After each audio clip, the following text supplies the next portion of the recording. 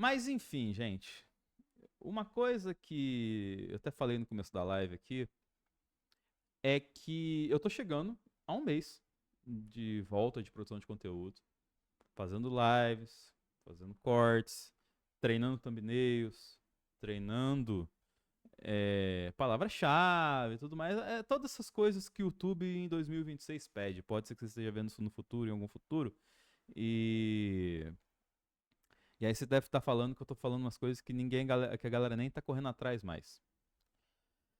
Daí, esses dias eu vi um vídeo que na verdade se virou dois vídeos, né, do PH Santos, que ele fala sobre culpa do cinema ter perdido relevância em influenciar, em ditar tendências e tudo mais. E, logicamente, com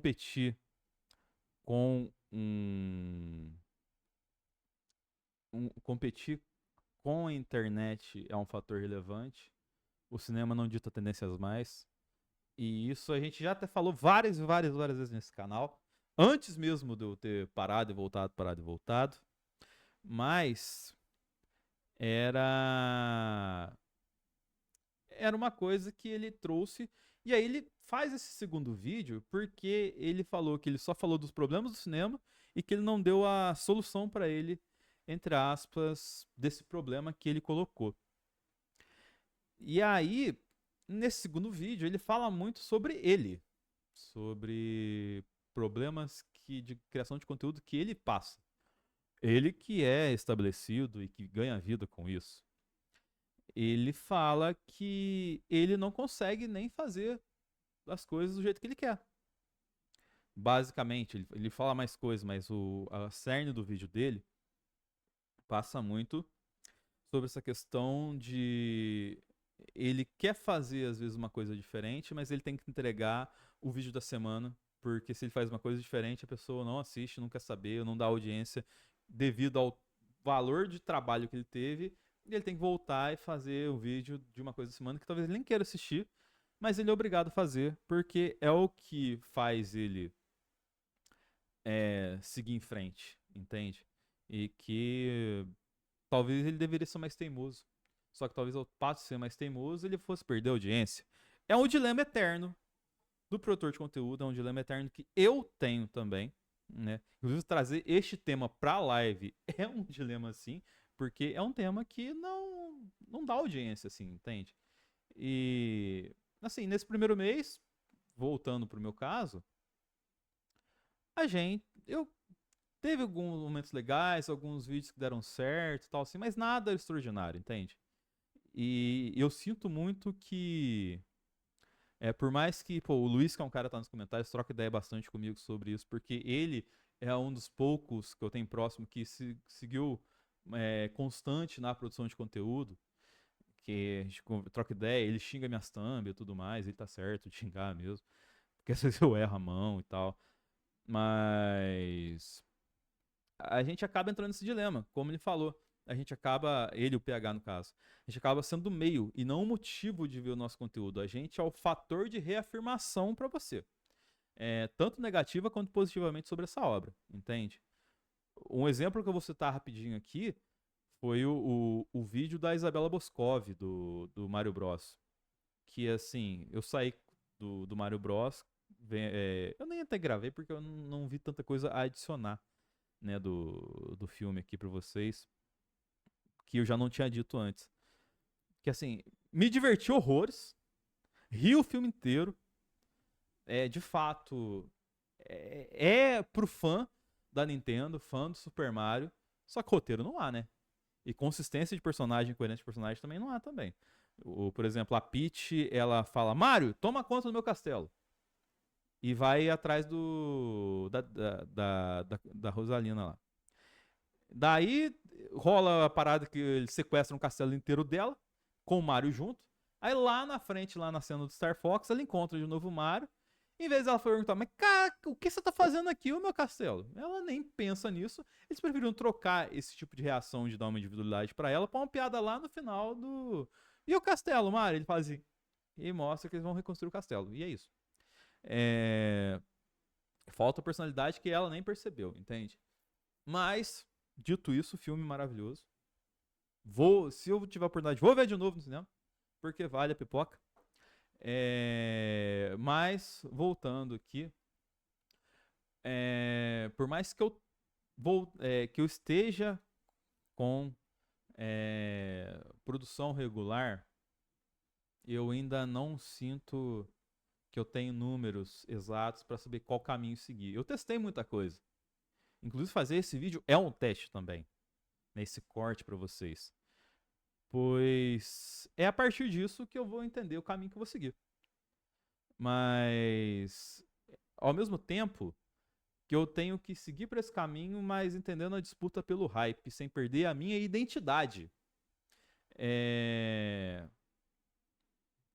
Porque o próprio vídeo do Mario meu, na live deu mais dinâmica do que o corte. O corte deu uma flopada, entende? E o corte não estava desatualizado, não estava ruim. Mas a abundância de conteúdo de Mario fez ele ser só mais um e não chamar atenção. Eu tinha que, sei lá, colocar um Mario de olho vermelho, assim, entendeu? Para talvez chamar a atenção da galera. Mas não faria sentido pra narrativa. Mas faria sentido pro que o algoritmo pede, talvez assim. Ou se eu talvez fui mais sensacionalista na hora de criar o título do vídeo do que da thumbnail, entendeu? E eu não dei um segundo motivo, porque a dinâmica é assim. O título é o primeiro motivo para a pessoa clicar e a thumb é o segundo, ou vice-versa, entende?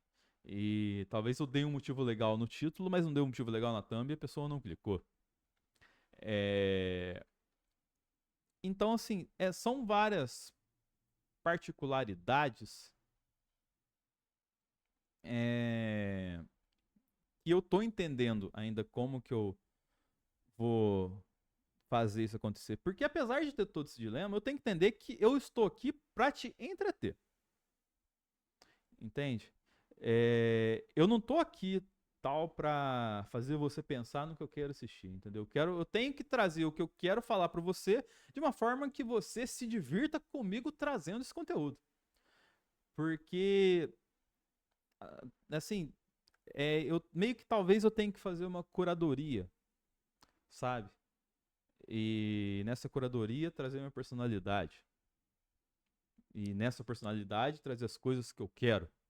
Vai escalando o rolê e a história. E não é tão simples fazer isso.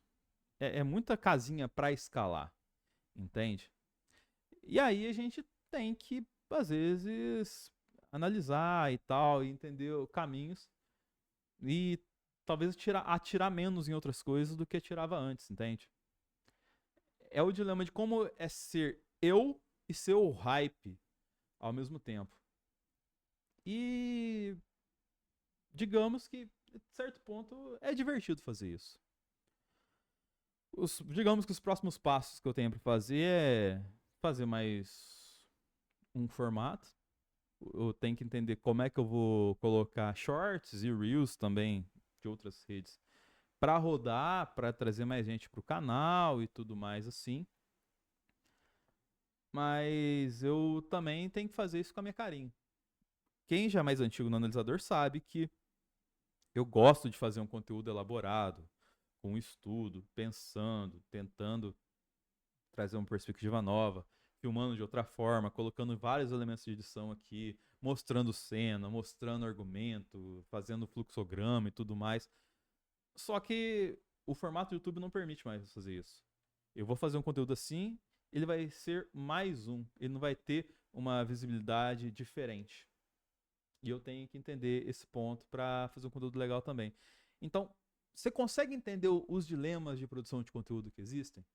E porque, inclusive, até para finalizar, um amigo que eu citei anteriormente na parte de Star Wars e que fez um vídeo maravilhoso no Instagram dele, o Luke Baduk, que ele falava no vídeo que ele estava estafado de produção de conteúdo, de produzindo sem parar e tudo mais, tal assim, e apesar de ter um crescimento, engajamento, envolvimento, ele não ele sentia que estava parado no mesmo lugar, que não conseguia evoluir e que deu uma burnoutada, ele não usa o termo, mas de leve, assim, por conta dessa estagnação.